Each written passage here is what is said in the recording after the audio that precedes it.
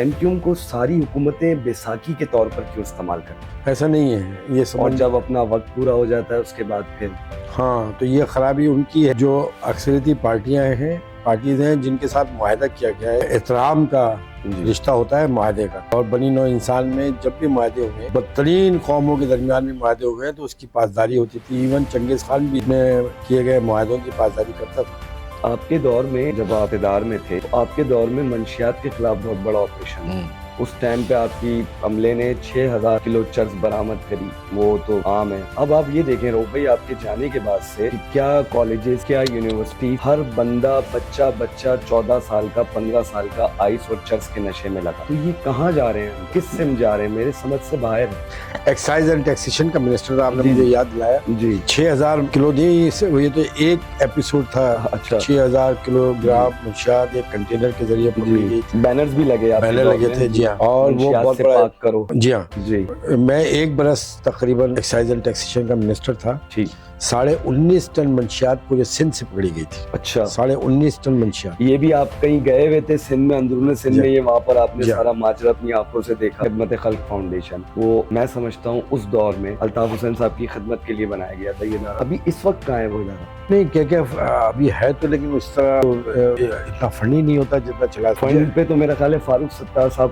نافذ کیے ہوئے تھے کہ وہ سارے فنڈ وغیرہ سے۔ ہاں تو وہ ڈاکٹر فاروق ستار ہی دیکھ رہے ہیں اس کو بھی، جی، اور نہ اس کی ایمبولینسز نظر آتی ہیں، نہ سب مائنس ہو گیا سر۔ نہیں مائنس تو نہیں ہوا، اب جتنا کر سکتے ہیں وہ سب کر رہے ہیں۔ اب تو دیکھیں نا، آپ سمجھتے ہیں یہ کہ وہ الطاف حسین صاحب کی خدمت کے لیے تھا وہ ادارہ؟ نہیں یار، میں ایک تو سوال بھی نہیں سمجھ پا رہا ہوں کہ کس کی خدمت کا تھا۔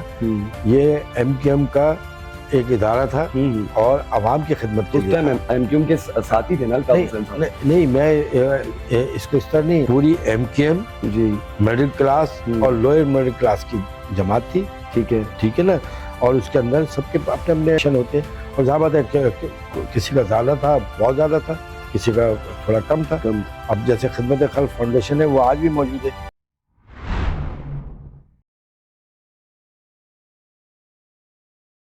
السلام علیکم خواتین و حضرات، میں ہوں زین پاشا اور اپنی پوڈ کاسٹ کے ساتھ حاضر خدمت ہوں۔ آج کے جو میرے مہمان ہیں ایم کیو ایم کے سینئر رہنما، شاعری بھی لکھتے ہیں، بہت ہی پیارے ہیں، بہت ہی خوبصورت ہیں، جناب رؤف صدیقی صاحب۔ السلام علیکم۔ وعلیکم السلام۔ کیسے مزاج ہیں رؤف بھائی؟ وہ ہمارے مام جان کا ایک شعر تھا، جی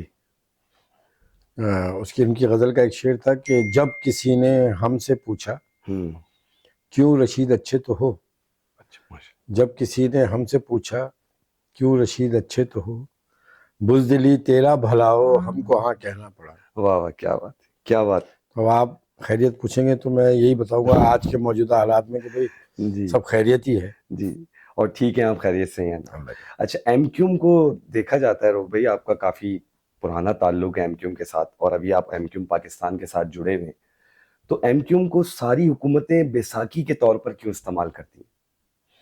ایسا نہیں ہے یہ اور سمجھ، جب اپنا وقت پورا ہو جاتا ہے اس کے بعد پھر ہاں تو یہ خرابی ان کی ہے جو اکثریتی پارٹیز ہیں جن کے ساتھ معاہدہ کیا گیا ہے، ایک احترام کا رشتہ ہوتا ہے معاہدے کا، جی، اور بنی نوع انسان میں جب بھی معاہدے ہوئے، بدترین قوموں کے درمیان بھی معاہدے ہوئے تو اس کی پاسداری ہوتی تھی۔ ایون چنگیز خان بھی اپنے کیے گئے معاہدوں کی پاسداری کرتا تھا۔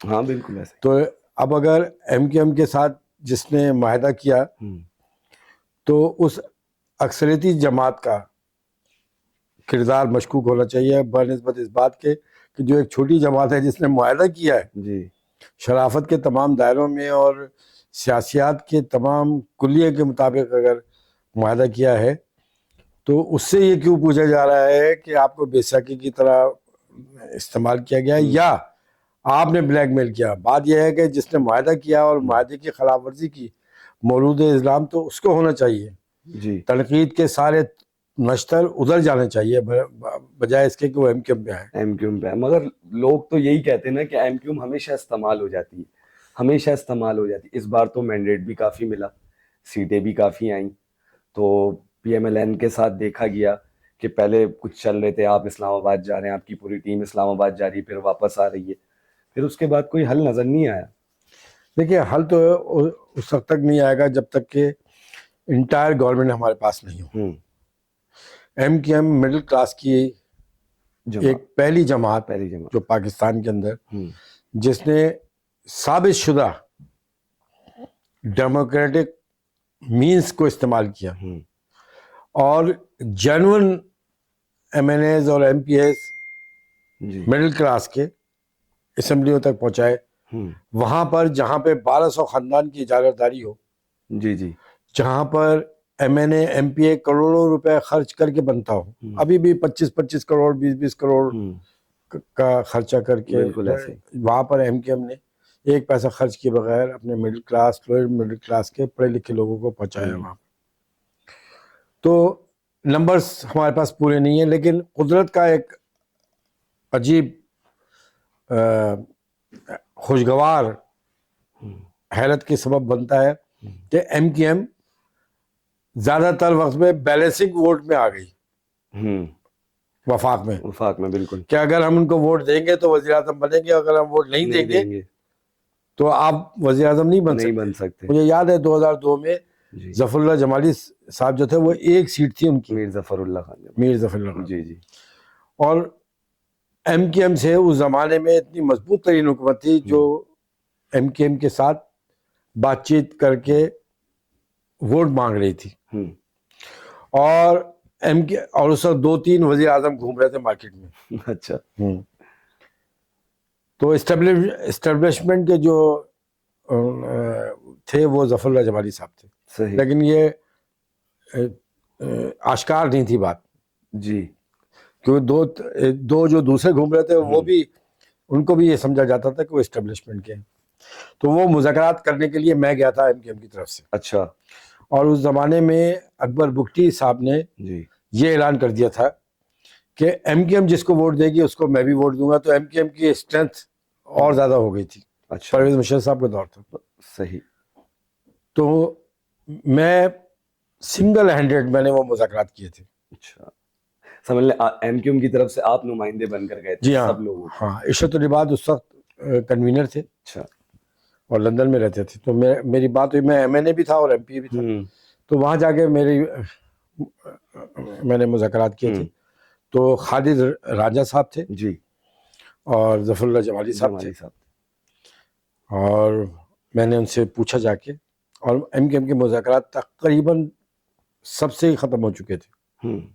हम वोट देने के बिल्कुल मूड में नहीं थे, और हमने कहा नहीं जी, हम हुकूमती में नहीं शरीक होते हैं। कोई ये क्या मसला है कि हाँ आप हमें गवर्नरशिप भी ना दें कि MQM जो है वो रिस्क के ऊपर सिक्योरिटी रिस्क है जी। ये मैंने मुज़ाकरात किए थे। अच्छा।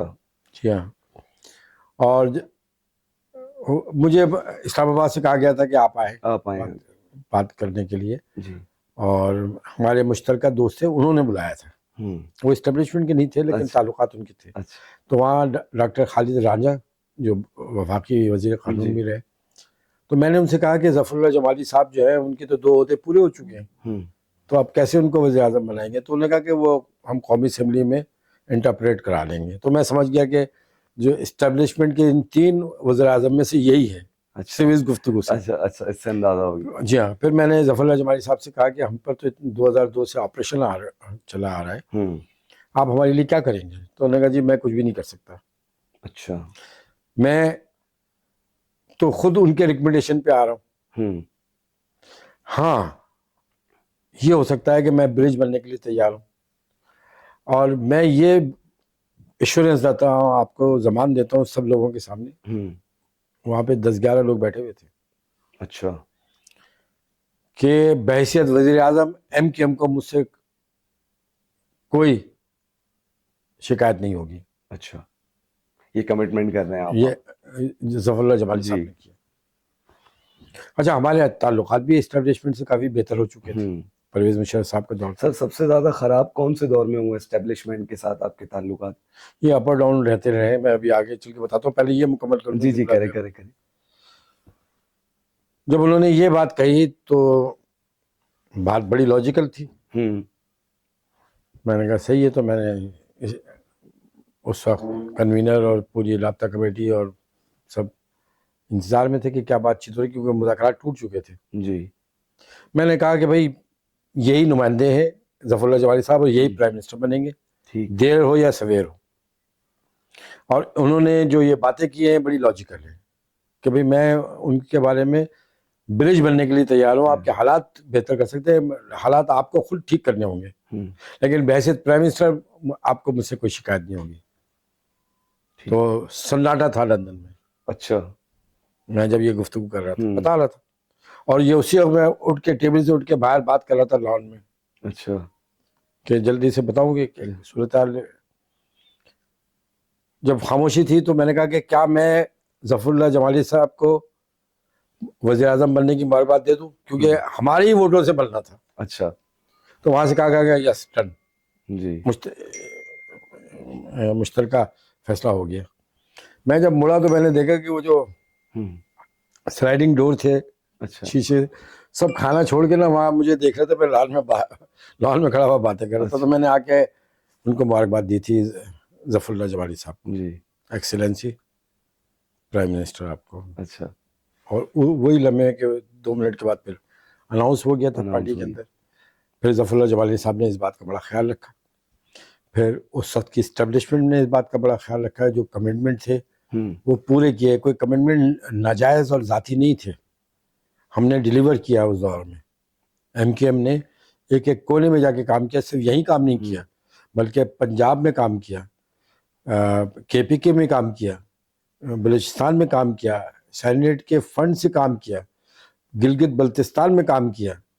وہاں کی جھیل کے معاملات اتنے خراب ہو گئے تھے تو ایم کیو ایم نے کشمیر میں جا کے کام کیا. ہم نے ساری جگہ کام کیا تھا. ہم نے تو بہت زبردست ٹیک آف کیا ہوا تھا، اور سبھی لوگ خوش تھے. کوئی ایسی چیزیں نہیں تھی. یہ ہے ان باتوں کا جواب کہ اگر کسی نے ہمارے ساتھ معاہدہ کیا تو ہم نے اس کی پاسداری کی. محترمہ بے نظیر صاحبہ جب 88 میں جیت کے آئی تھی تو حالانکہ نواز شریف صاحب کی طرف سے بڑے واضح پیغامات آ رہے تھے. اچھا، اور اسٹیبلشمنٹ کے بھی آ رہے تھے. اچھا، 88 کی بات کر رہا ہوں. 88 میں، اور یہ پہلی دفعہ پرائم منسٹر بننے جا رہی تھی. تو محترمہ جب تشریف لائی تھی تو ہم نے کہا پہلا حق تو آپ ہی کا بنتا ہے سندھ میں، تو ہم سے ہماری جماعت سندھ میں بنیاد ہے ہماری. جی، تو ہم نے ان کو ووٹ دیا تھا پرائم منسٹری کا. اچھا، پرائم منسٹر اور ہمارے پاس بڑے واضح میسیجز آ رہے تھے میاں نواز شریف صاحب کے اس زمانے میں. 88 کی میں بات کر رہا ہوں. اس کے بعد دوبارہ پھر ہوا، پھر پریسیڈنٹ کا ووٹ دیا، فالو لغاری صاحب کا دیا، پھر پرائم منسٹر کا دیا. اس کے باوجود کہ وہ جو معاہدے ہم نے کیے ہیں ان معاہدوں پہ عمل ہونا چاہیے. ابھی چلیے وہ تو بہت پرانی بات ہے نا. میں تو ابھی شروع کی بات کر رہا ہوں کہ جب پی ٹی آئی کے ساتھ ایم کیو ایم نہیں جا رہی تھی. یہ میں آپ کو بڑے آن ریکارڈ بتا رہا ہوں. اچھا، بالکل نہیں. جب یہ عدم اعتماد والی بات ہے جو عدم اعتماد نہیں عدم اعتماد نہیں، جب بن رہی تھی 88 میں ہماری تو 17 سیٹیں چھین کے دی گئی تھی نا یار. جی جی جی. تو پھر دوسرے جس طریقے سے آئے تھے وہ طریقہ بھی کوئی ڈیموکریٹک مینس تو نہیں تھے، لیکن ظاہر سی بات ہے ہم پر ایک شدید دباؤ تھا. اور پھر پارٹی جس کرائسس سے گزری تھی سنبھل نہیں پا رہی تھی. ایک عجیب انتشار کی کیفیت تھی. دوسری طرف سے دباؤ بھی کافی تھا. تیسری طرف سے یہ تھا کہ ایک ڈیموکریٹک پروسیس ہے، شاید یہ نئے لوگ آ رہے ہیں یہ کچھ ڈیلیور کر جائیں، یہ معاہدہ کر رہے ہیں. پھر پرائم منسٹر بھی یہاں سے جیت رہا ہے، پریسیڈنٹ بھی یہاں سے جیت رہا ہے. نکھٹو نکما پریسیڈنٹ بھی یہاں سے جیت کے گیا. 4 سال تک بیٹھ کے موج کرتے رہے. کارلس عثمان کے ساتھ تصویریں کھنچواتے رہے. ان کو یہ نہیں ہوا کہ لیاری اور اورنگی ٹاؤن اور لیاقت آباد میں پانی کے مسائل کو دیکھ لیتے.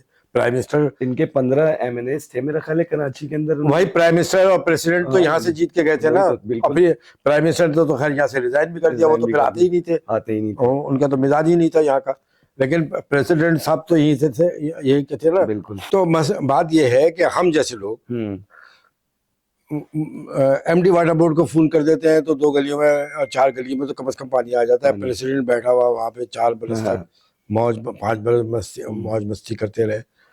اچھا جملے ان کے سنیے. جس کو دیکھو یار اس ملک کا سب سے بڑا دانشور بنا ہوا ہے. 2 نئے جملے کسی بھی تھکے ہوئے مغرب کے اور ویسٹ کے دانشور کے سن لیے.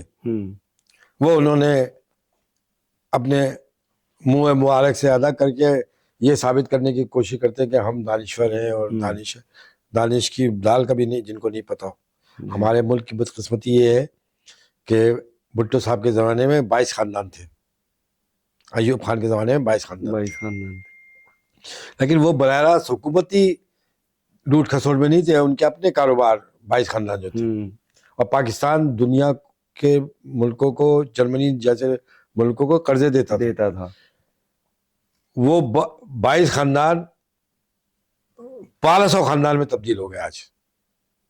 پھر ان کی اولادیں باہر سے پڑھ کے آئیں، تو پڑھ کے یہ نہیں ہے کہ کچھ بہتری کے کام کرنے، بلکہ یہ کرنا ہے کہ اور کس طریقے سے اس کو لوٹا جائے اور کھسوڑا جائے اور پکڑا ہی نہ دیا جا سکے. تو یہی بات میں اسٹیبلشمنٹ سے بھی کہتا رہا ہوں، ہر صاحب اختیار سے کہتا رہا ہوں، ہر جگہ بولتا رہا ہوں، اپنی نظم و غزلوں میں بولتا رہا ہوں، تقاریر میں بولتا رہا ہوں کہ پاکستان میں اس 70 برس میں جتنا کھایا گیا ہے، جتنا لوٹا گیا ہے، اگر اس کا 30% لگا دیتے اور 70% کھا جاتے تب بھی پاکستان کی یہ حالت نہیں ہوتی جو آج ہے. پاکستان دیوالیہ کسی صورت میں ہو نہیں سکتا، اس کا اتنا پوٹینشل ہے یہاں پر. یہاں کی پاکستانی نیشن محنتی نیشن ہے، بڑے شارپ مائنڈیڈ ہے. یہ پتہ ہے یہ ڈفر قسم کی نیشن نہیں ہے. جی بالکل. اور پھر یہ 2-3 کروڑ والے افراد کی نیشن نہیں ہے، بلکہ یہ 25 کروڑ 26 کروڑ کی اتنی بڑی اسٹرینتھ کے ساتھ ہے اس سب کانٹیننٹ میں. تو موقع ذرا ملے تو آپ دیکھیے آگے نکل سکتی ہے. تو بات یہ ہے کہ وہ اگر پروین شاکر کا شعر مجھے صحیح یاد ہے کہ دل عجب شہر کے ہر در ہو کھلا جس کا، دل عجب شہر کے ہر در ہو کھلا جس کا، ہر مسافر اسے ہر سمت سے برباد کرے. تو میرے اس پاکستان کو تو ہر حکمران نے تباہ. اور آپ فرمائشیں دیکھیے کیا ہے کہ میں تمہارا لیڈر ہوں، مجھے ووٹ دو، مجھے پرائم منسٹر بناؤ، پھر میں تمہارے لیے کام کروں گا. اور پھر پرائم منسٹر بننے کے بعد حلیم اور نہاری کھانے کے لیے جہازوں کو مڑوا کے پیرس کے ہوٹلوں تک پہنچ جاتے ہیں لوگ. بالکل ایسا ہی. بات یہ ہے کہ اس میں ان کا قصور نہیں ہے، ان کو تھوڑی میں مورد الزام ٹھہرا رہا ہوں کہ وہ جہاز مڑوا کے چلے جاتے ہیں، کوئی کھانے پینے کے لیے چلے جاتا ہے، کوئی عیاشیاں کر. وہ مورد الزام نہیں، مورد الزام ہے پاکستان کی قوم، عوام. جی بالکل ایسا ہی. مطلب ہے کہ اتنا شعور جانتے ہیں کہ وہ کینڈیڈیٹ کو اچھی طرح پہچانتے بھی ہیں، لیکن اس کے باوجود ان کو جا کے ووٹ ڈالتے ہیں جو ہاتھ ملانا پسند نہیں کرتے 5 برس. ٹھیک ہے. اور پھر ان کو جا کے ووٹ دیتے ہیں، پھر ان سے وہ توقعات رکھتے ہیں، اور پھر دوبارہ وہی غلطی پھر. تو ایک دفعہ غلطی ہوتی ہے، 2 دفعہ غلطی ہوتی ہے، تیسری دفعہ غلطی نہیں ہوتی. تیسری دفعہ تو جان بوجھ کے جرائم کیے جاتے ہیں. تو یہ جرائم کا ایک پنڈورا باکس ہے جو کیا جائے. اگر یقین جانیے، میں دل سے ایک بات صاحب اقتدار اور صاحب اختیار دونوں سے میں کہہ رہا ہوں کہ صرف 5 برس کے لیے پورا سسٹم جتنا بھی ہے اس کو بٹھا کر قرآن کے اوپر حلف لے کر قسم لے لے کہ یار جو کچھ کیا تم نے کیا ہے، 5 برس تک پیٹ پہ پتھر باندھ کے تم قوم کے لیے کام کر دو. آپ یقین کریں کہ پاکستان سارے قرضوں سے باہر نکل جائے گا، پاکستان ترقی کی اس شاہراہ پہ پہنچ جائے گا. صرف شرط یہ ہے کہ وہ اس کمٹمنٹ کے ساتھ اپنے ملک کو بنائے کہ یہ ہمارا ملک ہے. حلف برداری بھی تو ہوتی ہے سر جب حلف لے رہے ہوتے ہیں. اب وہ پتہ ہے کہ وہ یہ لوگ تو ایسے لوگ ہیں، یہ تو کاغذ پہ لکھے ہوئے بات کو حلف سمجھتے ہیں. قرآن باقاعدہ ہاتھ میں دے کر دے گئے. عدالتوں کے اندر ہر مقدمہ شروع جب ہو تو جج صاحب تو سب کا حلف لیتے ہیں. بالکل. ہر مقدمے پہ وہ قرآن پر ہاتھ رکھ کے کہیں کہ میں جو بھی فیصلہ کروں گا اللہ کے خوف خدا کے ساتھ، حب رسول کے ساتھ کروں گا اور اپنی بہترین صلاحیتوں کے ساتھ. اور جب فیصلہ لکھیں اس وقت بھی قرآن کے اوپر ہاتھ رکھ کے فیصلہ سنائیں. آپ دیکھیں عدلیہ کا اعتماد بحال ہو جائے گا. اس وقت تو صورتحال ایسی ہے کہ آپ تو ایک وحشت زدہ ماحول میں رہ رہے ہیں، ایک خوف کے ماحول میں رہ رہے ہیں. یہ خوف من حیث القوم کی بات کر رہا ہوں میں، کہ آپ دیکھیں کہ دنیا کہاں سے کہاں بڑھتی چلی جا رہی ہے.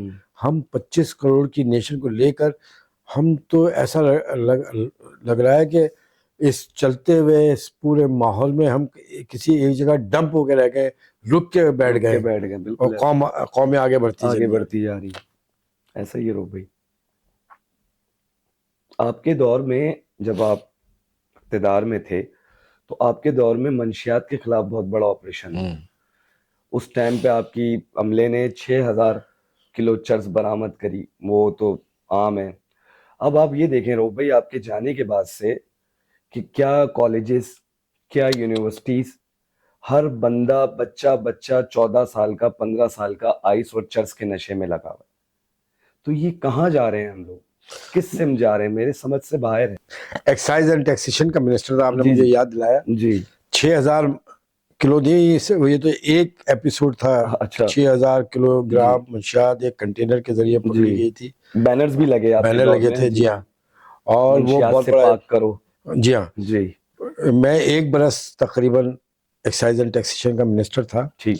19.5 ٹن منشیات پورے سندھ سے پکڑی گئی تھی. اچھا, 19.5 ٹن منشیات. یہ بھی آپ کہیں گئے ہوئے تھے سندھ میں, اندرون سندھ میں, یہ وہاں پر آپ نے جی ہاں. سارا ماجرا اپنی آنکھوں سے دیکھا, جی ہاں. ذرا اس کے بارے میں بتائیں روب بھائی. تو وہاں پہ اس زمانے میں جس وقت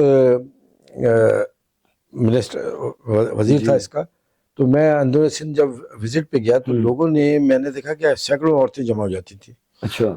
اور میں سمجھتا تھا کہ وہ مطالبہ کرے گی کہ ہمیں نوکری دو, ہمارا یہ مسئلہ ہے, ہمارا وہ مسئلہ ہے, لیکن وہ ایک مطالبہ کر رہی تھی کہ اللہ کے واسطے منشیات سے ہمیں بچاؤ. اچھا. تو اچھا, میری چونکہ ساری زندگی ان کے بلڈ میں یہ چیز شامل, وہ اکتا چکی تھی, آپ کا مقصد کہنے کا یہ, پریشان آ گئے تھے, تنگ آ گئی کہ تھی. چھوٹے چھوٹے پرچون کی دکان پہ, پان بیڑی کی دکان کے اوپر منشیات ملتی تھی. اس کو تو چھوڑے, جتنے بھی یہ مزار آپ کو نظر آتے ہیں سندھ کے اندر یا پاکستان میں جہاں پہ بھی, سب سے زیادہ منشیات اور چرس اور افیم تو وہیں پی جاتی تھی. جی جی بالکل ہے نا. اور وہیں پہ آپ دیکھیں کہ جب یہ لوگ ناچ اور گانا کر رہے ہوتے ہیں, جی کود بالکل کرتے ہیں, تو وہ سب چرسی افیم, باقاعدہ وہ پورے ایک حقے والا سسٹم بنا ہوا. افیم جی جی بالکل. پھر جیلوں کے اندر یہ ساری چیزیں. تو میں نے آ کے میٹنگ کال کی, میں نے کہا بتاؤ. تو مجھے جب پتہ چلا تو پھر میں نے باقاعدہ ایک مہم چلائی تھی, اور وہ بڑا بیک فائر ہوا میرے اوپر. اچھا. میرے پہ اتنا دباؤ تھا کہ میں آپ کو بتا نہیں سکتا, اتنا شدید دباؤ. یہ دباؤ بڑھتے بڑھتے یا تو دباؤ دینے والے لوگ کون تھے؟ وہ چھوڑے, دباؤ دینے والے وہی لوگ. آپ کیا سمجھتے ہیں منشیات کا جو نیٹ ورک ہے, یہ ورلڈ وائڈ ہے, جو مطلب ورلڈ وائڈ ہے, بالکل ایسا ہی. ان کے ہاتھ بہت بڑے ہیں, اور صرف لوکلی نہیں, نیشنلی انٹرنیشنلی بھی. ہاں, تو یعنی آپ پہ بہت پریشر تھا اس وقت. ہاں, لیکن میں تو ایک لمحے کے لیے بھی نہیں لیتا تھا. جس دن میں نے استعفیٰ دیا تھا نا, جی, جب پارٹی نے مجھ سے استعفیٰ مانگا تھا, جی, تو رات کو استعفیٰ ہوا تھا. ٹھیک ہے. اس سے ایک رات پہلے نارتھ ناز آباد میں ایک مکان پہ چھاپا مارا تھا, جس میں سے 40 اور 45 کلو کے قریب افیم تھی یا ہیروئن تھی جو پکڑی گئی. اچھا. تو 2 خبریں لگی تھی ایک ساتھ. اچھا. جنگ اخبار میں ایک میں تھا کہ رؤف صدیقی نے ایکسائز اینڈ ٹیکسیشن سے استعفیٰ دے دیا, اور دوسری طرف یہ تھا کہ 40 کلو ہیروئن پکڑی گئی ہے. تو لوگ کنفیوز ہو گئے تھے اس معاملے میں کہ کیا اس وجہ سے استعفیٰ دیا تھا یا اس وجہ سے. بڑے واقعات تھے. پھر جب ایز اے ہوم منسٹر پھر میں نے اس وقت بھی یہ کارروائی جاری رکھی تھی. بہت. ابھی میں اگر کبھی جانا ہوتا ہے میرا ڈیفینس کی طرف, تو خاص کر میں دیکھتا ہوں کہ سائڈوں میں لگائیں گی یہ گاڑیاں, اور لڑکیاں اس کے اندر آئس, کرسٹال اور چرس جیسے نشے کا. یہ تصور بھی نہیں ہو سکتا تھا اس زمانے میں میرے وقت میں. آپ کو پتہ ہے بالکل ایسا. یہ جتنے بھی موالی تھے نا, یہ اپنی ہی باباؤں کے مزار پہ جا کے بددعا دیتے تھے میرے لیے. اچھا. کہ بھائی اس وزیر کو ہٹاؤ, یہ تو چرس مہنگی ہو گئی. جیل میں قیدی رونا شروع کر دیا تھا انہوں نے کہ چرس اور افیم مہنگی ہو گئی تھی. لیکن یہ تو روکنا پڑے گا. اگر یہ قوم, اگر آج کا نوجوان اس میں گرلس کالجز میں, گرلس کالجز تو بہت دور کی بات ہے, 9th اور 10th اور 7th اور 6th کے بچے یہاں پہ جگہ جو چائے خانے کھلے ہوئے نا, پہلے تو نہیں ہوتے تھے, پہلے تو وہاں پہ آپ جا کے دیکھیں, یعنی سیکنڈری اسکول کے بچے وہ باقاعدہ شیشہ لیے ہوئے اور ہاں بالکل ویب چل رہا ہے آج کل, وہ نام آ گیا, وہ لے کے الگ الیکٹرانک پی مشینز رہے. آ گئی. تو اس کو تو بن حاصل قوم روکنا پڑے گا. یہ ٹیچنگ پریچنگ اور یہ اس کام میں جو سب سے بڑا فیلئر رہا ہے وہ علماء کا رہا ہے, علماء کرام کا, شاعر کا, دانشور کا. دیکھیے قومیں کبھی بھی حکومتیں نہیں بناتی ہیں, قومیں بناتا ہے اس قوم کا شاعر, ادیب, قلم کار اور علماء خاص طور پہ, جن کے پاس 5 وقت کا لاؤڈ اسپیکر ہاتھ میں ہے اور ان کی بات سنی جاتی ہے نا. اور ہماری اتنی رچ فلاسفی ہے اسلام کی, رسالت مآب صلی اللہ علیہ وسلم کی حیات طیبہ ایسی ہے کہ آپ صرف بیان کرنا شروع کر دیں تو لوگ رونے لگتے ہیں. بالکل ایسے, کتنا ہی فاسق و فاجر مسلمان کیوں نہ ہو, بالکل ایسے, بالکل پریکٹسنگ مسلمان بھی نہیں ہے, لیکن جب اللہ کا اور اس کے رسول صلی اللہ علیہ وسلم کا ذکر آ جاتا ہے نا تو اس کی آنکھیں اشبار ہو جاتی ہیں. بے شک ایسے. تو آپ کیوں نہیں یہ بیان کر رہے ہیں منشیات کا, کیوں نہیں موضوع بنائے؟ ہر ممبر سے ہونا ہر چاہیے, ممبر سے ہونا چاہیے, بار بار ہونا چاہیے. جی جی بالکل ایسے ہے نا. اور سب سے بہترین اجتماع ہمارا جمعہ جمعہ ہے, بہت ساری اور بھی جتنے بھی ہمارے مسلک کے ایونٹ ہوتے ہیں جی جی جی وہاں پر یہ تذکرہ کیوں نہیں ہو سکتا؟ بالکل ہو سکتا ہے, اور یہ تذکرہ بار بار کیا جائے, اس کو ایک مشن کے طور پہ کیا جائے کہ اس امت کو بچاؤ منشیات سے. بالکل ایسے ہی. منشیات سے تو رؤف بھائی دیکھیں ایسے ہی بچ سکتے ہیں نا کہ ہم ان منشیات فروشوں کو پکڑیں. جب وہ پکڑے جائیں گے تو یہ آٹومیٹکلی عام جو لوگ لے کر بیٹھے. اچھا رؤف بھائی ایک بات تو میں آپ کو بتانا بھول گیا, پہلے جب ہم چھوٹے تھے نا, 20 سال پہلے کی بات بتا رہا ہوں, اس ٹائم میری 9-10 برس کی عمر تھی, تو میں دیکھتا تھا کہ کونے کھانچوں میں لوگ گھس کے جا کے یہ چرس وغیرہ چیزیں بنا کر پیا کرتے تھے. اب اتنا کامن ہو چکی ہے یہ چیز کہ وہ 4 لوگوں میں بیٹھا ہوا ہے, اس کے برابر بھی 4 نہ پینے والے لوگ بیٹھے ہیں, اور ان کے سامنے وہ پی رہا ہے, وہ کہہ رہا ہے کامن ہے یہ چیز, اتنی آسانی سے کہہ رہا ہے کامن ہے یہ چیز. دیکھیے ایسے یہ اس طریقے سے نہیں ہوگا. مثال کے طور پہ یہ ایک موبائل ہے نا جی, یہ ابھی میں پوری مارکیٹ سے خرید لوں تو یہ دگنی تعداد میں آ جائے گی, کیونکہ اس کی مارکیٹ ویلیو بڑھ گئی ہے, لوگ خرید رہے ہیں. ٹھیک ہے, سمجھ گیا. ٹھیک ہے. منشیات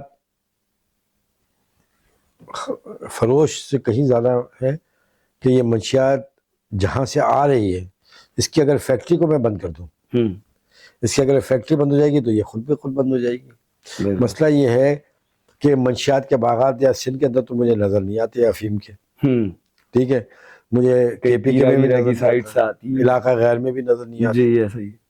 یہ جہاں سے آتی ہے وہاں سے یہ خود بخود نہیں آ سکتی, یہ چلتی اور مچلتی ہوئی اور کھلاتی ہوئی ہے, بالکل, اور اتنی لہراتی ہوئی جو آ رہی ہے وہ بے سبب نہیں آ رہی ہے. بالکل, اس کو روکا جائے اور من حاصل قوم روکا جائے.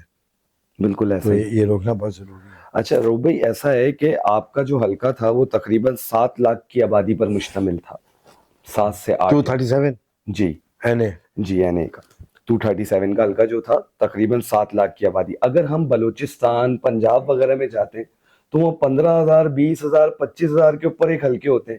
اب آپ مجھے ایک ویسی نارمل بات بتائیں کہ ایک بندہ ہے اور وہ 7 لاکھ کی آبادی کو کیسے کور کرے گا؟ ہر بندے کا ایک الگ الگ مسئلہ ہے اور اتنے مسائل سے دو چار ہیں لوگ, تو حل کس طریقے سے ہوگا میرے سمجھ میں نہیں آتا. آپ تھوڑی اس پہ وضاحت کریں کہ یہ زیادتی نہیں ہے. نہیں, زیادتی کے علاوہ بات یہ ہے, میں نے آپ کو بتایا نا کہ ہمارے ملک میں کم وقت ہر دفعہ جب پارلیمنٹ وجود میں آتی ہے تو کئی درجن آئنسٹائن پیدا ہو جاتے ہیں, نیوٹن پیدا ہو جاتے ہیں. جی, وہ تجربات میں لگے ہوتے ہیں. ابھی آپ نے جو مثال دی جی کہ ایک حلقے میں جو 1 سوا لاکھ کا حلقہ ہے, ٹھیک ہے, افراد کا, وہاں پہ ایک ایم این اے, ایک ہے 12 لاکھ کا حلقہ, وہاں پر ایک ایم این اے. بالکل, آپ تو ڈسٹریبیوشن بھی آپ کو نہیں کر پاتے نا. اب یہ کس طریقے سے کرتے پھر رہے ہیں؟ آپ کو تعداد کو بڑھائے نا. ایک بات, اچھا ہیومنلی پاسبل بھی نہیں ہے 7 لاکھ آدمی کو چھوڑے 2 لاکھ آدمیوں کا بھی ایک ایم این اے یہ کام نہیں کر سکتا.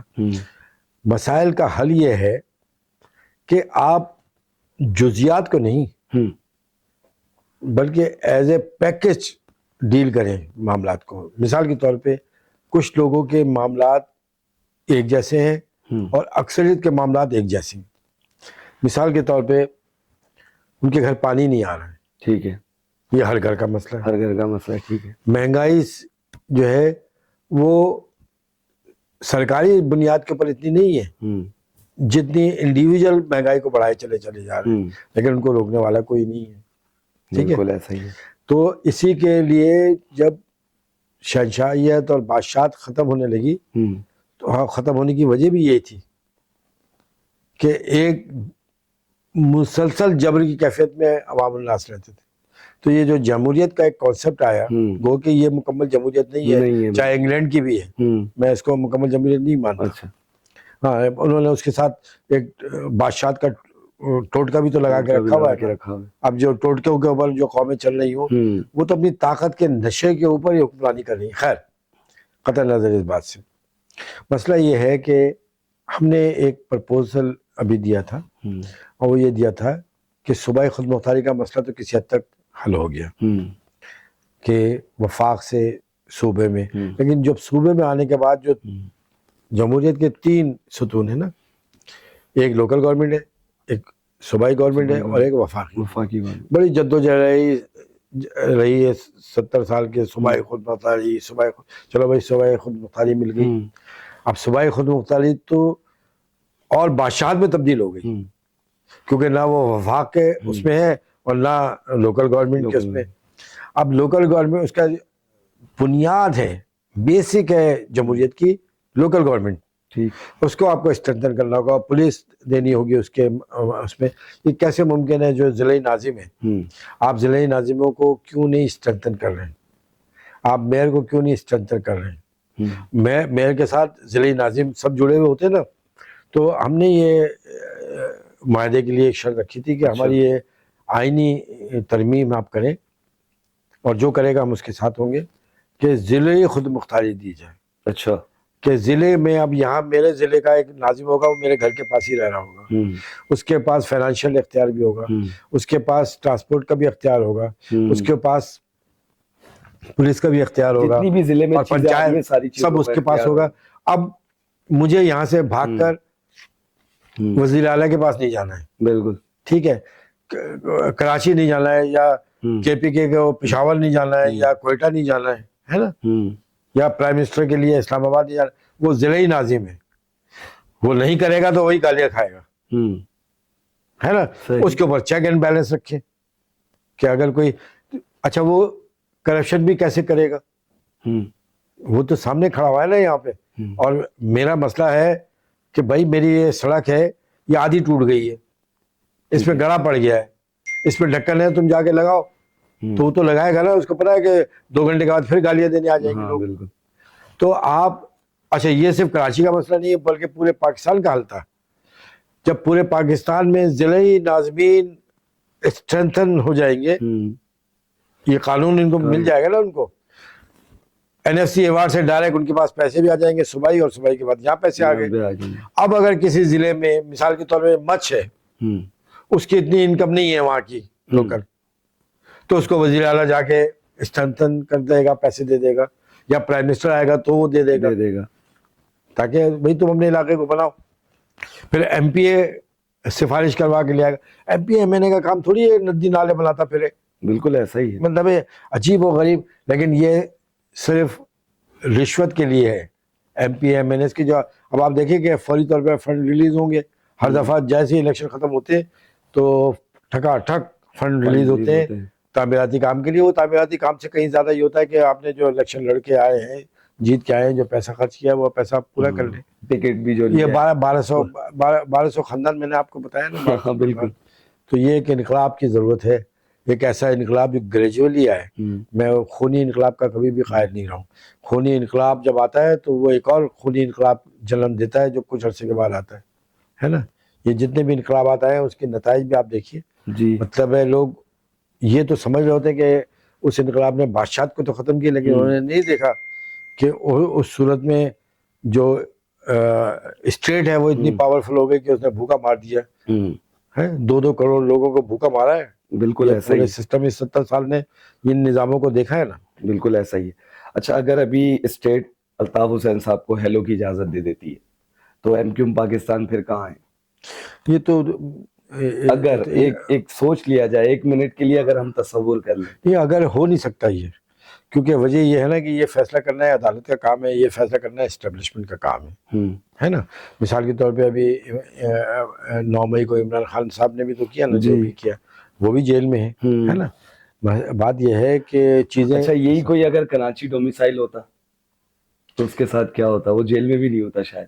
نہیں تو ہم نے تو دیکھا ہے نا یار 1992 کو کیا ہوا تھا، ہم نے کوئی سچن گلیشر تو نہیں مانگ لیا. جی بالکل ایسا ہی. ہاں مسئلہ یہ ہے کہ آپریشن تو ایم کیو ایم کی تاریخ میں لکھے ہوئے، کبھی 92 آپریشن ہوتا ہے، کبھی 2007-8 والا. نہیں، اس کے بیچ میں بھی کئی دفعہ ہوا ہے. اچھا جب نواز شریف کا دور آیا تبھی آپریشن ہوئے؟ نہیں، پیس پارٹی کے دور میں بھی ہوا اور زیادہ ہوا. اس دفعہ بھی جو ہوا، اس دفعہ جو سب سے زیادہ بینیفیشری رہی ایم کیو ایم پہ آپریشن کے اوپر، تو وہ تو پاکستان پیس پارٹی کو اس کا پولیٹیکل بھی فائدہ ہوا، ایڈمنسٹریٹو بھی ہوا، کہ وہ ایم کیو ایم بکھری بھی تھی. ابھی تک کوئی آپ کے جو کارکنان ہیں وہ لاپتہ ہیں کچھ؟ ہاں لاپتہ بھی ہیں، تو ابھی گرفتار بھی ان کے ساتھ معاملات طے نہیں پائے؟ اب وہ ہماری ایک مذاکراتی کمیٹی ہے، وہی جا کے بات کرتی ہے، میرا تو اس سے کوئی عمل دخل ہے نہیں. روب بھائی اس میں کوئی ایسے لوگ بٹھائے نا جو بات کر سکیں صحیح مذاکرات کے لیے، مطلب جیسے آپ جیسے ایلیجیبل لوگ ہیں، مصطفیٰ کمال جیسے صاحب ایسے ایلیجیبل لوگ ہیں جو بات کر سکیں. یہ لوگ بات کرتے ہیں، کافی زیادہ تعداد تو بازیاب ہوئی ہے، اپنے گھروں کو آ گئے، اور باقی بھی 2016 کے درمیان میں مصطفیٰ کمال صاحب کافی لوگوں کو لے کر آئے. اس میں بھی نہیں، ابھی بھی لے کے آئے. اچھا ابھی بھی، ہاں ابھی الیکشن سے چند دنوں پہلے بھی لوگ آ بھی رہے ہیں، آہستہ آہستہ آ رہے ہیں. مسئلہ سارا یہ ہے کہ ان کو یہ باور کرانا پڑتا ہے نا کہ، اور ہمارے جو موقف ہے وہ یہ ہے کہ اگر وہ کرمنل ہے تو آپ ان کو سامنے لائیے، عدالت میں لے جائیے، عدالت ان کو فیصلہ دے. بالکل تب غائب ہو جائے، یہ پتہ بھی نہیں چلے پھر تو. اچھا ایک بات یہ ہوتی ہے کہ اس کا فائدہ بھی نہیں ہوتا معاشرے میں، اس کا نقصان ہی ہوتا ہے، کیونکہ وہ مظلوم بن جاتا ہے. اگر وہ آپ کی نظر میں واقعتاً اور حقیقتاً کرمنل ہے اور کرائم میں کمٹ کیا ہوا ہے، تو آپ اس کو لا کے عدالت میں پیش کریں اور پھر عدالت اس کو فیصلہ دے. اس کا امپیکٹ پھر معاشرے میں بھی آتا ہے. اور پھر حکمرانی، دیکھیے حکمرانی عدل سے چلتی ہے، عدالت سے چلتی ہے. اگر آپ کی عدالت مضبوط ہے، آپ کی عدالت انصاف کر رہی ہے، تو آپ کی حکمرانی ساری چیزوں کا تعلق عدل و انصاف سے. اور یہی بات میں نے کہی کہ عدالت عدل و انصاف کی ہماری حالت یہ ہے کہ لاکھوں کیس ہمارے پینڈنگ ہے. تو میں نے اس پہ ایک مشورہ بھی دیا تھا کہ ہمارا عدالتی انفراسٹرکچر تو موجود ہے نا، session court, high court, supreme court, ان کی بلڈنگز موجود ہیں. آپ 3 بجے آف ہو جاتا ہے، آپ اس کو 2 شفٹوں میں کر دیں. فی الحال 2 شفٹوں میں کر دیں. ججز کی تعداد کو آپ بڑھا دیں. ایک جج، ہاؤ از پاسبل کہ ایک جج 50 کیسوں کا ایک بورڈ ہوتا ہے، آگے صبح 8 بجے بیٹھتا ہے وہ، اور 3 بجے اس کو وہ 50 لوگوں کا بورڈ چلانا تھا، وہ تیسرے اور چوتھے پہ ہی جا کے ختم ہو جاتا ہے. باقی 45 پھر لائن میں 3 بھی کیس صحیح طریقے سے نہیں دیکھے زیادہ. کیسے پاسبل ہے کہ ایک جج یا 2 کی کمیٹی بیٹھ کے کرے گی؟ پھر بیچ میں سپریم کورٹ کو تو اتنا زیادہ انگیج کیا ہوا ہے، ہائی کورٹ کو اتنا زیادہ انگیج کیا، کھیل بنا کے رکھا کہ ہر مقدمہ ہے وہ لے جا کے وہاں بیٹھتے ہیں، اور سب کی خواہش یہ ہے کہ ابھی فوری طور پہ چلایا جائے. میرے خیال میں ایسے مقدمات جب آئے تو ہائی کورٹ اور سپریم کورٹ نہ سنے وہ مقدمہ. بالکل وہ ان کو بولے کہ جی جو فورم ہے ادھر جاؤ، پہلے وہاں جا کے کرو. تو متنازع بنانے کی بات ہے. تو میں نے یہ بات کہی کہ عدالتوں کو جو ہے اسٹرینتھن کرنے کی بڑی ضرورت ہے. اچھا روب بھائی یہ بتائیں، KKF خدمت خلق فاؤنڈیشن، وہ میں سمجھتا ہوں اس دور میں الطاف حسین صاحب کی خدمت کے لیے بنایا گیا تھا یہ ادارہ. ابھی اس وقت کہاں ہے وہ ادارہ؟ نہیں KKF ابھی ہے تو، لیکن اس طرح تو اتنا فنڈ ہی نہیں ہوتا جتنا چلا سکے. فنڈ پہ تو میرا خیال ہے فاروق ستار صاحب نافذ کیے ہوئے تھے کہ وہ سارے فنڈ وغیرہ. ہاں تو وہ ڈاکٹر فاروق ستار ہی دیکھ رہے ہیں اس کو بھی. اور نہ اس کی ایمبولینسز نظر آتی ہیں، نہ سب مائنس ہو گیا. سر نہیں مائنس تو نہیں ہوا، آپ جتنا کر سکتے ہیں وہ سب کر رہے ہیں. اب تو دیکھیں نا، آپ سمجھتے ہیں یہ کہ وہ الطاف حسین صاحب کی خدمت کے لیے تھا وہ ادارہ؟ نہیں یار، میں ایک تو سوال بھی نہیں سمجھ پا رہا ہوں کہ کس کی خدمت کا تھا.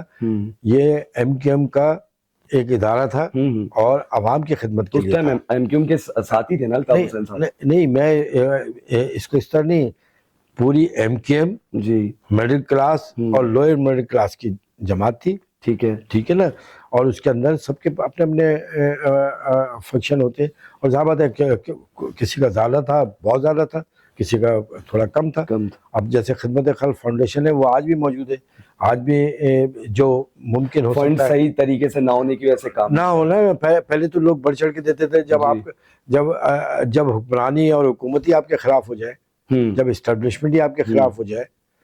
میں اس قطع نظر اس بات کہ ہماری کیا غلطیاں تھیں یا غلطیاں نہیں تھیں, ہماری بھی غلطیاں تھیں, سب سے ہوتی ہیں نہیں, بہت زیادہ بھی غلطیاں ہوتی ہیں, بہت کم بھی ہوتی ہیں, لیکن ظاہر سی بات ہے کہ جب اسٹیبلشمنٹ پیچھے ہوتی ہے, مطلب ہے کہ فریڈم تو وہیں سے ملے گا نا آپ کو کام کرنے کا. بالکل, ورنہ تو ایک ڈی سی آپ کو ایک چھوٹی کارنر میٹنگ نہ کرنے دے, ہے نا. صحیح.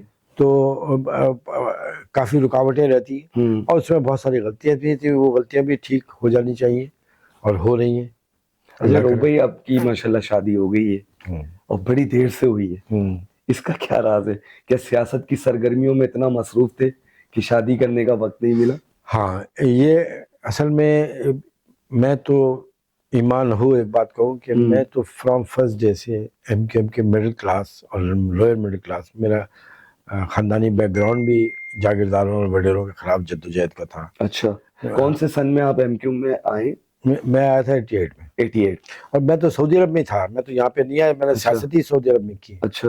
ہاں, میں تو پوری زندگی وہیں گزری ہے. صحیح. وہاں سے میں آیا ہوا تھا تو میں یہاں پہ, لیکن میں آپ کو بتاؤں تو ہمارے خاندان میں ہمارا ننیال, ہمارا ددیا سب انقلابی لوگ تھے. اچھا, لیفٹسٹ, ہے نا. تو ایم کیو ایم جو تھی یہ مڈل کلاس کی جماعت تھی, اور پھر بالکل ایسی تھا اور جدوجہد تھی. تو میں فرسٹ ڈے سے ایک نوبل کاز کے لیے, میں تو الیکشن بھی نہیں لڑتا تھا, یہ پوری پارٹی اچھی طرح جانتی ہے. اچھا. میں نے کبھی ٹکٹ نہیں مانگا, مجھے کہا جاتا تھا لڑنے کے لیے, میں الیکشن نہیں لڑتا تھا. اچھا. مجھے سینٹ کے لیے, مجھے صوبائی کے لیے, اس کے لیے میں نے تو پھر حرم میں جا کے محبان پاکستان میں وہاں اوورسیز کو پہلا چیف آرگنائزر تھا. اچھا. میں حرم میں جا کے دعائیں مانگتا تھا کہ اللہ میں یہ کام نہیں کر سکتا ہے, میں نے ایم پی, کیونکہ میں رک نہیں سکتا, میں اگر فلور پہ کھڑا ہوں گا تو میں بہت سی جگہ پہ پالیسی کو ٹو نہیں کر سکتا تھا, اس لیے میں منع کرتا تھا. یہ تو 2002 میں پھر یہ ہوا کہ میں کب تک اپنی ہی پارٹی کے لوگوں پہ تنقید کرتا رہوں گا. اب مطلب 10 سال کا ایک آپریشن گزرا ہے اور عوام بالکل مایوسی کا شکار تھی. اب اس کے اندر ایک راستے کھل رہے تھے, تو مجھے کہا گیا تو میں پھر آ گیا. تو قومی اسمبلی اور صوبائی اسمبلی سے مجھے ٹکٹ دیا گیا. میں دونوں جگہ سے جیت گیا تھا. پھر میں نے وہ ظفر اللہ جمالی تو واقعہ بتایا, تو میں نے پارٹی کے اندر میں نے پلٹ کے نہیں دیکھا, کیونکہ اتنا رات دن بعض اوقات تو میں کہتا تھا کہ دن 24 گھنٹے کا کیوں ہے, 48 گھنٹے کا کیوں. اچھا. اور میرے ہزاروں ساتھی جانتے ہیں, ان کی آنکھوں کے سامنے زندگی میں نے گزاری. پھر شادی کا خیال تو تصور ہی نہیں تھا. پھر اتنے طوفان, اتنی جدوجہد, میں آپ کو کیا بتاؤں. میری کتابیں جو ہیں اس کو آپ پڑھیں, اس کے اندر آپ کو ساری چیزیں ملیں گی. لیکن ہوا یہ کہ جب میں گرفتار کیا گیا جرم بے گناہی میں, میرا کوئی وہ بھی نہیں, عدالتوں میں ہم پیش ہو رہے تھے, جج صاحبہ نے کہا نہیں جی ان کو جیل بھیجو, تو وہ کسی کے کہنے پہ بیچ میں کسی پیشی کے دوران آپ کی طبیعت بھی خراب ہو. یہ تو ابھی کی بات, 13 نومبر کو میرا ہارٹ اٹیک ہو گیا تھا. اچھا. ہائی کورٹ میں. ابھی کیسی؟ اور یہ کیس جو تھا, یہ کیس میں نے دائر کیا ہوا تھا. اچھا. وہ تو 32 کیس جس میں مجھے وہ کیا گیا تھا, اس میں تو اللہ تعالیٰ نے مجھے باعزت بری کیا, لیکن 8 برس میں ہزاروں پیشیاں میں نے بک دی, ہزاروں پیشیاں. مجھے آفر کی گئی کہ آپ سعودی عرب جا رہے ہیں, آپ رک جائیں, اچھا 2-3 سال میں حالات ٹھیک ہو جائیں گے تو آپ آ جائے گا. میں نے کہا بات یہ کہ میں نے اس صوبے پہ, اس ملک میں 15 سال تک 12 سال تک میں نے حکمرانی کی ہے, میں لوگوں کو چھوڑ کے بھاگ جاؤں, میرا سوال ہی پیدا نہیں ہوتا, میں فیس کروں گا اس کو. اور میں نے فیس کی. یہ مقدمہ جو تھا جس میں اٹیک ہوا تھا, میرے پہ ایک نے الزام لگایا تھا, تو وہ ویڈیو چلائی جا رہی تھی, تو میں نے اس کو چیلنج کیا تھا کورٹ کے اندر. اچھا. تو وہاں پھر میں یہ اٹیک ہو گیا تھا. تو اچھا وہ صاحب بیچارے جنہوں نے مجھ پہ الزام لگایا تھا وہ مر چکے تھے. اچھا. تو میں کورٹ میں یہ گیا تھا کہ آپ یہ جو انہوں نے بیان دیا ہے, اب وہ ایک پیشی پہ نہیں آئے زندگی بھر, کئی برس سے یہ کیس چل رہا تھا. تو میں نے کہا اس کو میں وائنڈ اپ کر لوں. حالانکہ آپ کو میں بتاؤں ان کے لیے دعائے مغفرت میں مدینہ میں بھی کرتا رہا, اچھا جنہوں نے مجھ پہ الزام لگائے تھے. صحیح. خیر پھر یہ ہوا کہ میں کتاب لکھ رہا تھا جیل میں, سیرت خیر البشر. اچھا تو ایک حدیث سے مبارکہ جو تھی زندگی بھر پڑھی میں نے, اچھا لیکن جب لکھتے وقت وہ آئے کہ تمہارے جتنے بھی جس نے نکاح کیا اس نے اپنا آدھا ایمان بچا لیا. بالکل ایسے.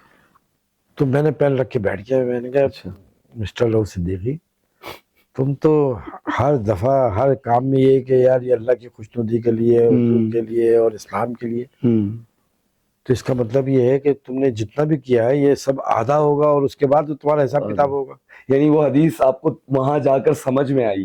مجھے بے شمار یہ میں بڑی ذمہ داری سے بتا رہا ہوں, اچھا بے شمار حدیث جو بچپنے میں سنی جی جی, اور جب بھی سنی وہ حدیث اگر میری اس وقت سمجھ میں نہیں آئی, لیکن جب سمجھ میں آئی ہے تو پورے وجود کے ساتھ آئی ہے, وجود کے ساتھ آئی ہے, اور اس کو میں نے انٹرپریٹ کیا پورے وجود کے ساتھ. اچھا ماشاءاللہ, جو سمجھ میں نہیں آتی تھی. صحیح. تو ہوا یہ کہ میں پین رکھ کے بیٹھ گیا, میں نے کہا یار پوری رات اسی میں گزر گئی. تو صبح میری بہنیں مجھ سے ملنے آئی جیل میں. اس وقت آپ کی عمر کتنے برس تھی رؤف بھائی؟ اس وقت میرے خیال میں میری تقریباً 58 کے قریب تھی. جی. اچھا ماشاءاللہ, ایسی 57 ایسی کچھ تھا, صحیح.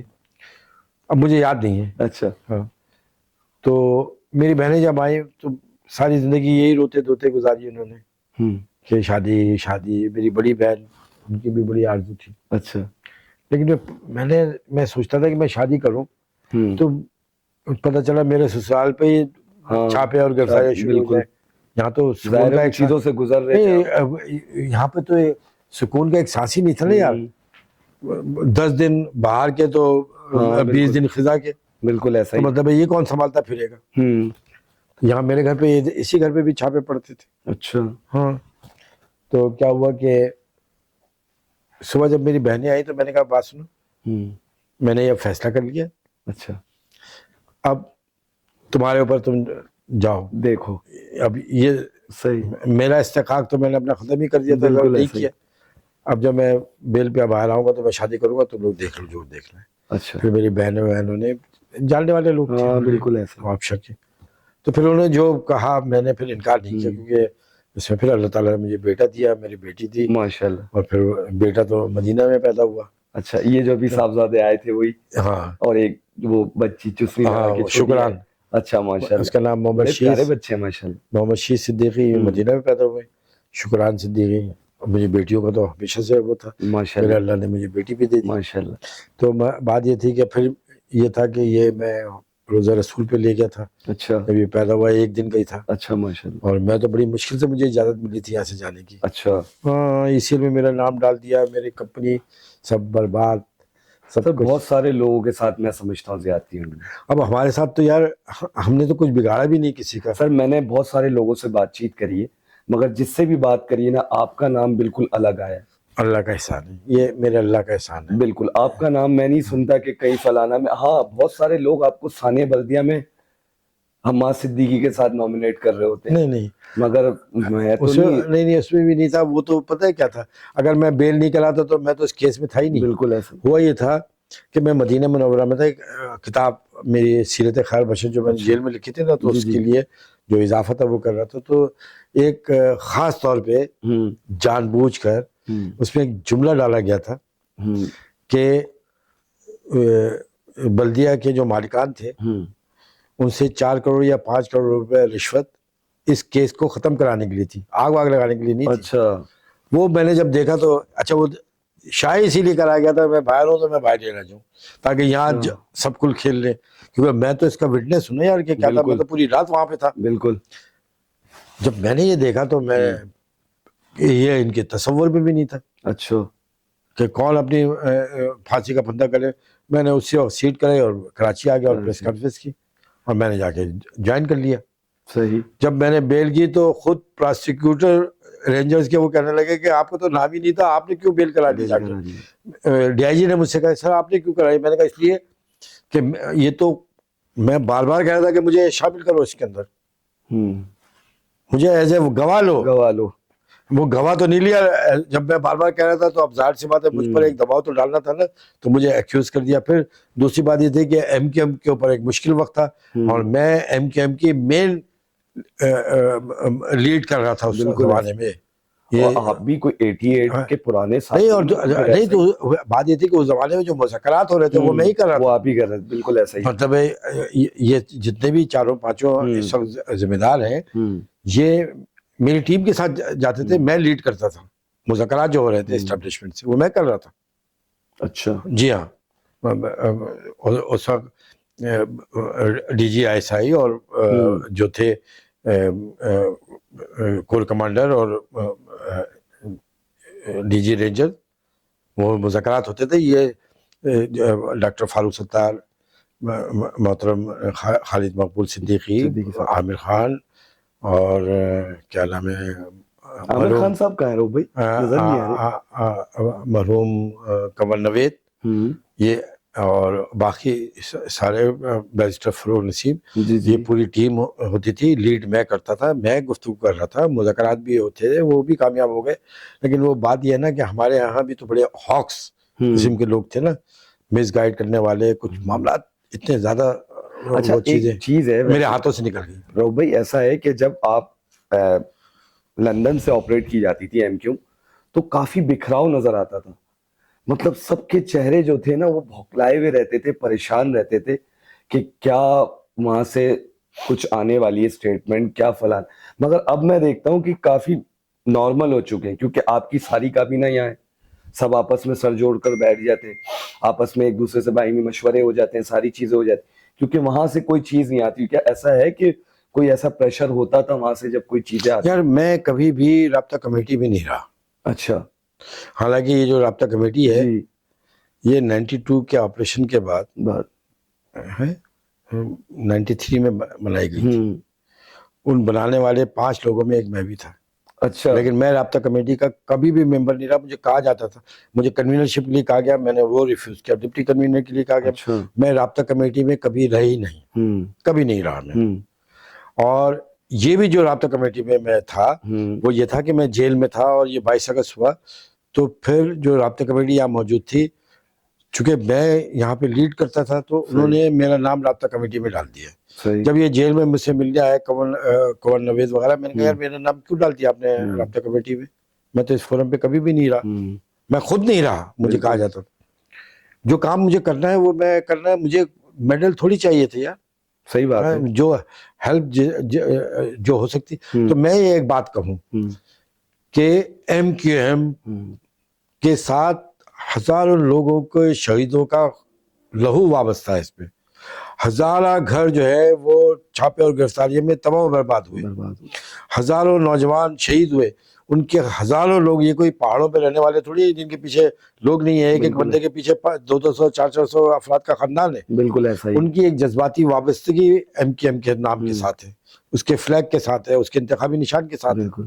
ٹھیک ہے نا, تو مسئلہ یہ ہے. اور پھر میڈل کلاس کی جماعت ہے. بالکل ایسا ہی. تو میں یہ سمجھتا ہوں, ایمان ہوں, میں یہ بات سمجھتا ہوں کہ یہی فلسفہ پاکستان کی بقا اور سلامتی کا ہے کہ مڈل کلاس اور لوئر مڈل کلاس کو آپ اقتدار کے سنگھاسن پہ بٹھائے, یہی مسائل کو حل کریں گے. ایک شخص جو مسئلہ جو جس کیفے سے گزرے ہی نہیں ہے وہ آپ کا مسئلہ کیسے حل کرے گا؟ مثال کے طور پہ آپ کا وزیر خوراک وہ بنتا ہے جو کم بخت رمضان کے روزے نہیں رکھتا, اسے یہی نہیں پتا کہ بھوک کیا ہوتی ہے. بالکل ایسا ہی. جیسے فرانس کی ملکہ کا ایک مشہور وہ لطیفہ نہیں تھا, وہ سچا واقعہ ہے, صحیح واقعہ ہے, کہ جب مظاہرے کے لیے لوگ آ کے کھڑے ہوئے کہ آٹا نہیں مل رہا ہے, تو ملکہ نے بالکنی سے کھڑے ہو کے پوچھا کہ کیا بات ہے, یہ کیوں مظاہرے کر رہے ہیں؟ انہوں نے کہا کہ ملکہ عالیہ یہاں پر آٹا نہیں مل رہا ہے اس لیے مظاہرے یہاں پر آ گئے محل کے آگے. تو انہوں نے کہا جا کے ان کو بولو کہ اگر آٹا نہیں مل رہا ہے تو کیک کھا لیا کریں.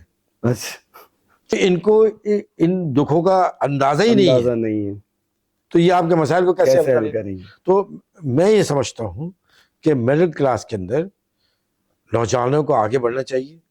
اور پھر میں اسٹیبلشمنٹ کو بھی کہوں گا, صاحب اقتدار اور صاحب اختیار کو, کہ پارٹی کو اسٹرینتھن کرے.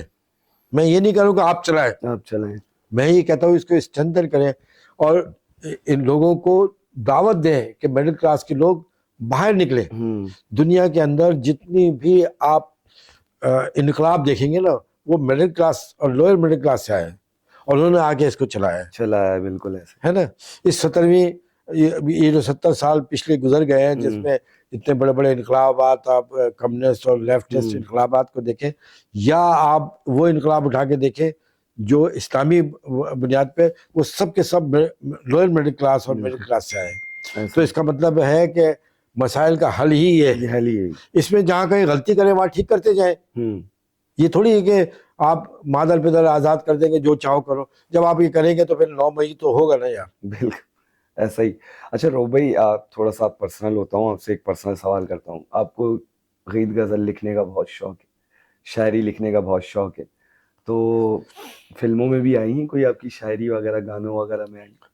اصل میں بہت سارے گلوکاروں نے, حامد علی خان صاحب نے, اچھا, اور دیگر جو بڑے سنگر ہیں آپ کے انہوں نے, اور گلوکاراؤں نے بھی غزلیں اور گائی ہیں. عمر شریف صاحب نے بھی, عمر شریف صاحب نے بھی, وہ انہوں نے تو پاکستان کے ساری گلوکاروں کے ساتھ مل کے ایک البم بنائی تھی. میں نے ان کو اجازت دی تھی, انہوں نے کہا تھا بنانے کے لیے, تو میں نے کہا آپ کا بہت اچھا تعلق تھا ان کے ساتھ. ظاہر بات ہے وہ جب بھی کہیں سے فارغ ہوتے تھے تو میرے پاس آ جاتے. بالکل ایسا ہی. اور یہاں بیٹھتے تھے, اور وہ بہت اچھے انسان تھے. اللہ تعالیٰ ان کی, اللہ ان کو غریق رحمت کرے. معین اختر صاحب, معین اختر لیجنڈ ہیں ہمارے. ہاں, مطلب ہے کہ وہ ان کا جو پیشہ تھا وہ اپنی جگہ, لیکن اس سے ہٹ کے بھی وہ بہت بڑے انسان تھے, بڑے اچھے انسان تھے. ایسا ہی. تو یعنی آپ نے یہ ساری چیزیں, اچھا آپ کی کتاب جیل میں بھی آپ نے لکھی؟ ہاں, میری تو بہت ساری کتابیں ہیں, اب دل بھی نہیں چاہتا دیکھنے کا. کیوں ایسا؟ اور اس میں 3 آپ کی لکھی ہوئی. جی ہاں, وہ 3 کتابیں میری ایسی ہیں, بس وہ میرے سینے سے لگی ہوئی ہیں. ایک ہے تاریخ بیت اللہ. اچھا, دیکھیں یہ ہے تاریخ بیت اللہ. تاریخ بیت اللہ یہ اپنے موضوع کے اعتبار سے یہ پہلی کتاب ہے. اچھا, بیت اللہ پہ بہت ساری کتابیں لکھی گئی, لیکن اس پہ جو موضوع ہے جی وہ بالکل علیحدہ موضوع ہے. اس پہ کبھی کتاب لکھی نہیں گئی. اچھا, اور اس کے اوپر جو تبصرے ہیں جی وہ باراک اوباما نے, اچھا, وائٹ ہاؤس سے, اس نے خود اپنے دستخطوں کے ساتھ اس نے یہ, اچھا, یہ عربی, اردو, انگلش تینوں زبانوں میں. ہاں, وائٹ ہاؤس سے اس نے. پھر فرانس کے پریسیڈنٹ نے, اچھا, اس نے بھی اس پہ تبصرہ کیا ہے. اچھا, پھر لبنان کے اور تقریباً 65 ممالک کے لوگوں نے اچھا, اس پہ تبصرہ کیا ہے. ماشاءاللہ. یہ تاریخ میں یہ اردو, عربی, انگلش تینوں زبانوں میں. اور پھر دوسری کتاب جو ہے وہ میری سیرت خیر البشر ہے. اگر یہ صحیح آ رہی ہے؟ جی بالکل آ رہی ہوگی. تو یہ جو ہے یہ دنیا کی پہلی کتاب ہے جو 3D کے اوپر ہے. اچھا, 3D, اس کا کور 3D وہ اندازہ ہو رہا ہے دیکھ کے. ہاں, انگلش میں بھی جو ہے, اچھا, انگلش لٹریچر میں بھی 3D کے اوپر کوئی کور نہیں ہے. یہ پہلی کتاب ہے. اور اس کے اندر یہ مراکش کے وزیر اعظم نے, یہ دیکھیں ماشاءاللہ, مراکش کے وزیر اعظم جو ہے انہوں نے اس کے اوپر تبصرہ لکھا ہے. اس کے اوپر ڈاکٹر عبد القدیر خان نے تبصرہ لکھا ہے. اور پھر اس کا مقدمہ جو لکھا ہے وہ کلید بردار خانہ کعبہ ڈاکٹر صالح زین العابدین الشیبی نے لکھا ہے. اچھا, پھر یہ ایک اور کتاب ہے میری, بسم اللہ الرحمن الرحیم, یہ نام ہے. اچھا, یہ نام ہی بسم اللہ الرحمن. اس پر بھی, اس موضوع میں بھی کتاب کہیں نہیں تھی.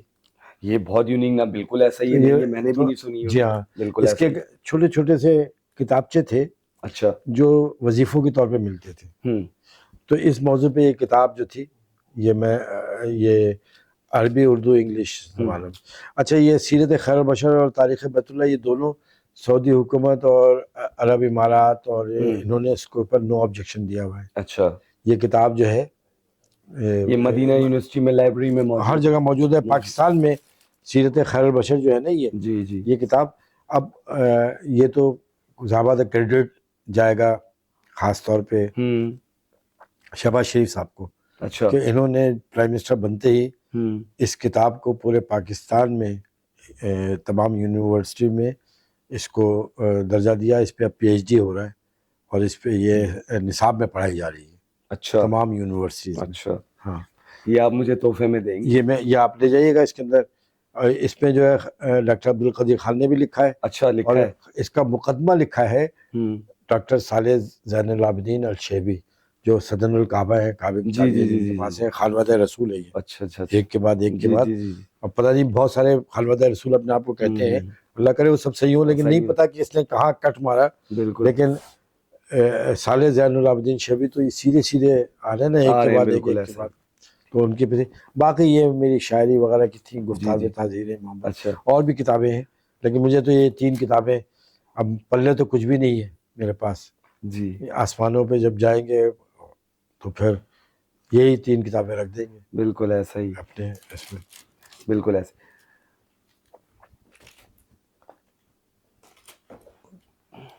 چلیں, بہت شکریہ رؤف بھائی, بہت اچھا لگا مجھے, آپ نے وقت دیا یہ مصروفیت میں سے, اور ہر چیز کو بالکل ایٹ دی اینڈ جا کر کلیئر کیا ہے.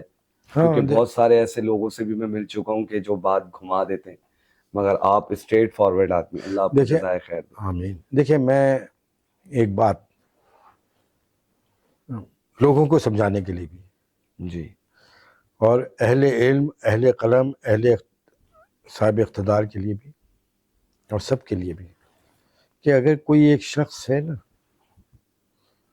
آپ اس کو مکمل ریجیکٹ کیسے کر سکتے ہیں؟ بالکل ہے نا. اگر آپ لوگوں کی خامیوں پہ نظر رکھیں گے تو آپ کو ہر شخص سے نفرت ہو جائے گی, حتیٰ کہ اپنی اولاد سے نفرت ہو جائے گی اگر آپ خامیوں پہ نظر رکھیں گے. لیکن اگر آپ خوبیوں پہ نظر رکھیں گے تو آپ کو ہر ایک سے محبت ہو جائے گی. اور اگر کوئی خرابی کہیں ہے تو آپ کو یہ پتہ ہے کہ یہ خرابی ہے تو اس کو ٹھیک کریں, بالکل, بجائے اس کے کہ آپ بیٹھ کر اس پر تنقید کرتے رہیں. بالکل. اچھا, تنقید برائے اصلاح بھی ہونی چاہیے, وہ الگ چیز ہے. یا تنقید کا تو کوئی سینس ہی نہیں بنتا, میں تو اس بات کو مانتے ہی نہیں ہوں. یہ تو صرف دل پشوری کے لیے, اپنے آپ کو اچھا کرنے کے لیے دوسرے کو اگر آپ نے نشانہ بنانا ہوتا ہے. یہ جتنے بھی بات کرتے ہیں نا, یہ بنیادی طور پر جس بات کی نشاندہی اور تنقید کر رہے ہوتے ہیں, یہ کام خود کیے ہوئے ہوتے ہیں. بالکل ایسا ہی. تو میں تو یہ کہہ رہا ہوں کہ آپ ہر کام کو بہتری کی طرف کیوں نہیں لے کے جاتے, ہر شخص کو اچھا کیوں نہیں سمجھتے آپ؟ ہم جسے بہت برا سمجھ رہے ہوں, ہم خامیوں سے کیوں نوٹ کرتے ہیں ہر شخص کو؟ یہ دیکھو نا, اب مسئلہ یہ ہے کہ اگر کوئی 2-4 مل کے آپ کی خامیوں پہ نظر ڈالتے ہیں تو پھر آپ کہاں کھڑے ہوں گے؟ بالکل ایسا ہی. میں تو خود اپنے بارے میں کہتا ہوں کہ میں آئینے کے سامنے کھڑا ہوتا تھا تو میں تو کہتا تھا کہ آئینہ تو کتنا جھوٹ بولتا ہے, میری حقیقت تو نے ایسی بتائی ہے جیسے مجھ سے اچھا حسین اور جمیل اور بہترین انسان ہی کوئی نہیں ہے. کیا بات ہے. لیکن میرا دشمن تو مجھے بتا رہا ہے کہ میں کتنا خراب انسان, کتنا خراب ہے. میرا وجود اندر سے کیا کہہ رہا ہے. بالکل ایسا کہ ریاکاری, منافقت, جھوٹ, فریب, دھوکہ ہے نا. تو آپ اس کو منیمائز کر سکتے ہیں, اس کو کم کر سکتے ہیں. ایسے آپ غلامی کے اتھاہ اندھیروں میں گھوم جائیں گے اگر آپ کی اپروچ ہی نیگیٹو ہے. بالکل, آپ موقع دیں سب کو, بالکل کام کریں, محنت کریں. یہ ملک آپ کو پتہ ہے جی, ہر مسلمان جو مرے گا پاکستان میں, پاکستانی, روز محشر مدعی کے طور پہ جب وہ 1947 کے 30 لاکھ شہدا کھڑے ہوں گے, وہ مائیں اور بہنیں جن کی عصمتیں لٹی ہیں, وہ نوجوان جن کے سر کٹے ہیں, وہ پورے خاندان جو تباہ برباد ہوں گے, وہ ایک طرف کھڑے ہوں گے, اور ایک ایک شخص جب مسلمان, پاکستانی مسلمان سوال جواب کر رہا ہوگا, اسے سوال جواب کرایا جا رہا ہوگا, تو وہ یہ کہیں گے کہ ہم نے قربانی دی تھی اس وطن کو بنانے کے لیے, اور یہ وہ شخص ہے, اس سے پوچھے کہ ملک برباد کیسے ہوا. تو میں یہ کہہ کے خاموش نہیں رہ سکتا کہ میں کیا کر سکتا تھا. آپ کیسے کہہ سکتے ہیں کہ میں کچھ نہیں کر سکتا؟ آپ کے پاس تو میڈیا ہے, آپ تو 3 کیمرے لے کے چل رہے ہیں. بالکل, آپ تو انقلاب برپا کر سکتے ہیں.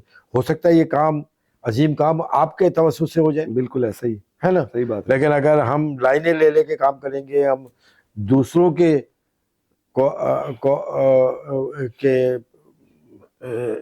کہے ہوئے جملوں سے متاثر ہو کے پھر ایسے اپنا حصے کا کام آپ کرتے رہیں, باقی فیصلہ اللہ تعالیٰ کرے گا. پہ چھوڑیں. بالکل ایسا ہی. اور اللہ ہی ہے جو नवाजता भी है, संभालता भी है, वरना हम क्या, आप क्या, अभी क्या मैं, बिल्कुल, मेरी जब हार्ट अटैक हुआ, अभी आपने पूछा था मुझसे, जी जी जी, मैं तो बिल्कुल ठीक था, मेरे पे हार्ट की तो कोई प्रॉब्लम ही नहीं थी कभी, मुझे कोई बीमारी नहीं थी। मैं वहाँ खड़ा था, अचानक पसीना आना शुरू हो गया, तो हाई कोर्ट के डॉक्टर को बुला लिया उन्होंने, साबिर एडवोकेट ने, हसन साबिर ने। उन्होंने कहा कि नहीं जी आप फौरन चले। मैं तो अपनी गाड़ी में गया हूँ कार्डियो, और वहाँ पे जब स्टेशन पे मुझे रखा है उन्होंने, तो लड़के जो थे वो कर रहे थे, वो पहचान लिया उन्होंने मुझे, वो आधी ईसीजी हुई तो चिल्लाने लगे अच्छा, जोर जोर से, अंडर अटैक अंडर अटैक। तो डॉक्टर भागते हुए, उन्होंने देखा मैं लेटा हुआ हूँ, वही, और उसके बाद आप यकीन जाने, मैं आपको सच बता रहा हूँ कि जितना प्रोसेस हो रहा था ना, ये सब समझ रहे थे कि मैं बेहोश हूँ, मैं बेहोश नहीं था, मैं सब सुन रहा था। अच्छा, जो डॉक्टर बातें कर रहे थे ना मेरे सर पे खड़े हुए, जब उन्होंने वेंटिलेटर के लिए कहा तो मैं सुन रहा था वेंटिलेटर, तो कहते वेंटिलेटर की जरूरत है, फौरन लगाओ, मैं सब सुन रहा था। सही, 2-2:30 बजे जाकर, और फिर अच्छा, मैं जब ये सब हो रहा था तो मैं दुआए शिफा भी पढ़ रहा था, अच्छा, माशाल्लाह, उसी में, उसी के अंदर, उसी कैफियत में पढ़े जा रहा था, और मैं बोल रहा था ये हटाए मेरे से, क्या कर रहे हैं, लेकिन मैं बेबस।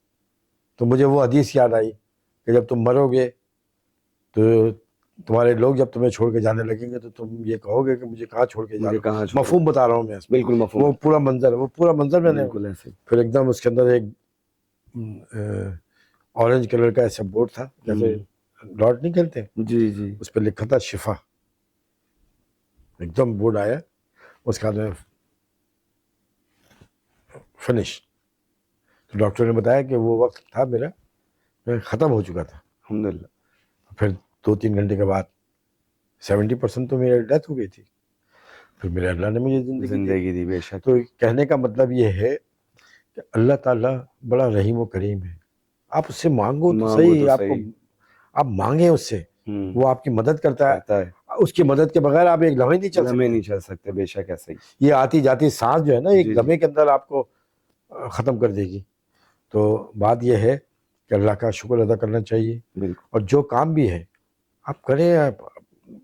आप लोगों की टोह में क्यों लगे हुए हैं, हाँ बिल्कुल ऐसे ही, लोगों की कीमतों में लगे हुए हैं। मैं 24 घंटे टेलीविजन के ऊपर देख रहा होता हूँ, वो दूसरे को नीचा दिखा के अपनी फतह समझते हैं। समझते हैं, उनको बेवकूफ़ों को ये नहीं पता कि जिस बात पर आप अपने आप को दूसरे को नीचे गिरा के आप अपनी फतह का नकारा बजा रहे हैं, आपको नहीं पता कि बिल्कुल आप ऐसे ही, उससे नीचे ज़्यादा गहराई में गिर चुके हैं। बिल्कुल ऐसे ही। बहुत शुक्रिया, ये थे हमारे साथ रऊफ सिद्दीकी साहब, सीनियर मेंबर हैं एमक्यूएम पाकिस्तान के, जो कि जिनकी आपने सारी बातें सुनी। अब इंशाल्लाह नए प्रोग्राम में एक नए मेहमान के साथ मुलाकात होगी, जब तक के लिए अल्लाह हाफिज़।